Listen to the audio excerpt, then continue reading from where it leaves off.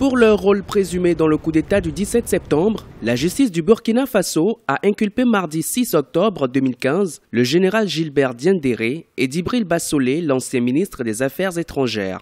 Entendus par un juge d'instruction et placés sous mandat de dépôt, ils devront répondre de 11 chefs d'accusation, notamment d'attentats à la sûreté de l'État et de meurtre. Selon le bilan officiel, 11 personnes avaient été tuées et 271 autres blessées lors de la répression des manifestations qui se sont déroulées dans la capitale au lendemain du coup d'État. Reste donc à la justice d'examiner et de clôturer le dossier dans la perspective de l'ouverture d'un procès que beaucoup souhaitent équitable. Le juge d'instruction militaire peut maintenant procéder donc à une enquête, comme on le dit, à charge et à décharge. Il ne s'agit pas d'une justice des vainqueurs ni d'une justice expéditive. Objectivement, on ne devrait pas s'attendre à un procès, en tout cas courant cette année, sauf si par extraordinaire l'ensemble des parties coopèrent, reconnaissent leurs fautes, donnent tous les éléments qui permettront donc au juge d'instruction de clôturer son dossier le plus tôt possible. Des élections présidentielles et législatives étaient normalement programmées pour le 11 octobre 2015. Ces scrutins censés parachever le retour de la démocratie dans le pays ont été reportés des suites du coup d'État du 17 septembre. Aucune date officielle n'a encore été retenue, mais beaucoup espèrent qu'ils se dérouleront le plus tôt possible, et ce malgré la procédure judiciaire en cours qui vise certains acteurs politiques. L'ensemble des acteurs sont quand même unanimes sur une chose,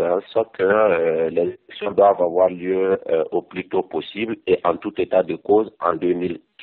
La CENI a assuré qu'elle n'est pas touchée et qu'elle est à mesure d'organiser les élections. Pour notre part, en tout cas, les élections doivent pouvoir se tenir courant le mois de novembre. Des élections inclusives, puisqu'à ce jour, il n'y a aucun courant politique qui a été exclu des élections. En ce qui concerne la procédure judiciaire, les généraux Gilbert Diendéré et Djibril Bassolé ne sont pas les seuls dans le collimateur de la justice. Lundi 5 octobre 2015, Léonce Koné, deuxième vice-président du Congrès pour la démocratie et le progrès, et Herman Yameogo, président de l'Union nationale pour la démocratie et le développement, ont aussi été interpellés. Autres chefs d'inculpation retenus contre ces personnalités proches de l'ancien président Blaise Compaoré figurent également ceux de collusion avec des forces étrangères en vue de déstabiliser la sécurité intérieure, complicité de coups et blessures ou encore de destruction volontaire de biens publics.